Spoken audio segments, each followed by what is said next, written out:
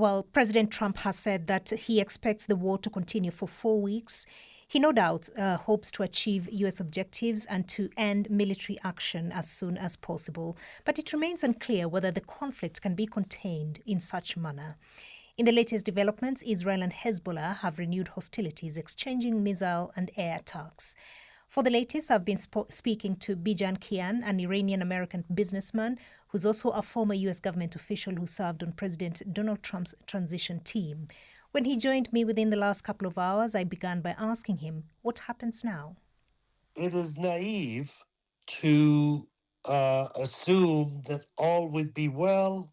So I think there would be a very challenging time, and it's difficult. The Iranians have to figure out what they want and how they want it and how they're going to achieve that and face the challenges. The good news is, from my perspective, is that Iranians needed to rally around an idea. And that idea came from one person. They trust him. Not because he's a prince, not because his father was a king. They trust him because he's been consistent for 47 years saying the same thing. Saying You're talking these about four Reza thoughts. Pahlavi. Prince Reza Pahlavi is a person that has come up with four principles. He said, look, if you want to keep the territorial integrity of Iran, you're on the right track. He has thanked President Trump for launching the attack on Iran. But previously, President Trump has expressed doubt whether Reza Pahlavi can muster enough support in Iran.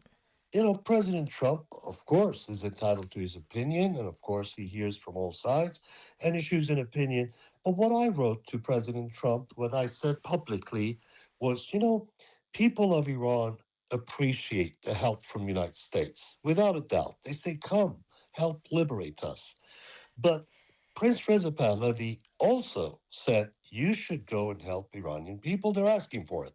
President Trump is really a hero today to Iranian people. But President Trump should also listen to the Iranian people of who they trust. It's an issue of trust. It's not an issue And of President capability. Trump is also saying that he's ready to listen to the leadership of Iran. He said that they have reached out to negotiate and he's willing to talk. Right. So that's a natural thing. President Trump wanted a complete surrender, and because President Trump doesn't have any reason whatsoever to compromise. Where's the pressure for him? Where's the lever?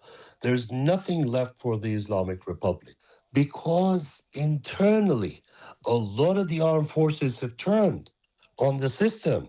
How could it happen without their internal support? So there are elements inside the Islamic Republic who have seen the writing on the wall, and they are now actually turning to Shahzadeh, the Prince Reza Pahlavi, to look to him as a future leader. We are hearing that they have already in place an interim leadership committee. Would this new leadership be willing to give up power to the people of Iran? They have no choice. Look, here's the situation. The current government, anybody who's been anybody in the current government is accused of killing Iranian children. Imagine. There is a sea of blood between the people of Iran and anyone who's had anything to do with this government. They've lost all legitimacy. They kill the people and blame others. And there's no way that they can kiss and make up. So they're desperate. They know they're going to get decimated. They will promise anything. But I don't think President Trump believes them. Look, what President Trump is doing is pounding and negotiating because he knows they lie and cheat. Bottom line is the oligarchs. The oligarchs are holding on to the wealth they have accumulated through corruption of the system, and they're not willing to let go of this stolen capital. They would do anything. What has the reaction been to the decision by President Trump to launch attacks into Iran, given that he had promised previously that he would not be a president of war, he would be a president of peace?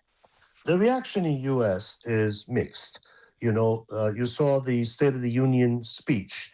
On everything he said, the Democrat side did not stand up or applaud.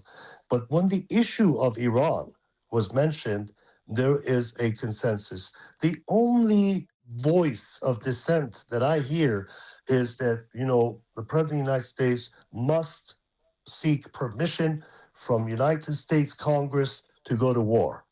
This is not a breach of our Constitution. It is actually consistent with our Constitution. The President of the United States' first and foremost responsibility is to maintain the security of the United States. And that's exactly what he's doing. There is dissension, but I believe in the end, the interest of the United States will be served and the Congress will be in support of it.